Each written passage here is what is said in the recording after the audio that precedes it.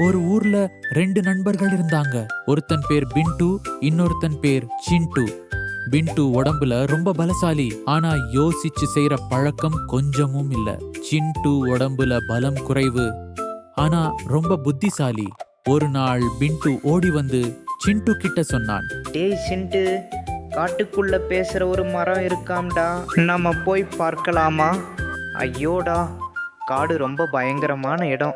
அங்க நிறைய காட்டு மிருகங்கள் இருக்கும். நமக்கு ஏதாவது ஆபத்து வந்தா என்ன பண்றது? பிண்டு சிரிச்சுக்கிட்டு சொன்னான். அட நீ வேற, நான் இருக்கேன்ல, பயப்படாம என்னோட வா.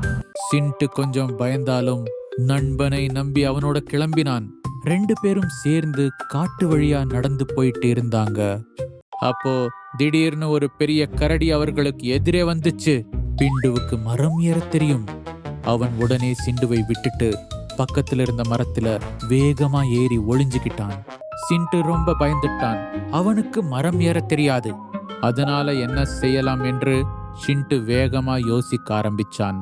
அப்புறம் அவன் ஒரு புத்திசாலித்தனமான யோசனை பண்ணான். அப்படியே தரையில படுத்துக்கிட்டு மூச்சை அடக்கி செத்த மாதிரி அசையாம கிடந்தான். அந்த கரடி மெதுவா சிண்டு பக்கத்துக்கு வந்து அவன் முகத்துக்கு அருகா மோப்பம் பிடிச்சது.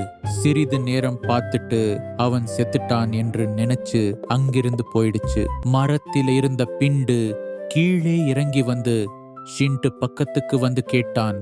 டா சிண்டு, கரடி உன் காதுல என்ன சொன்னுச்சு?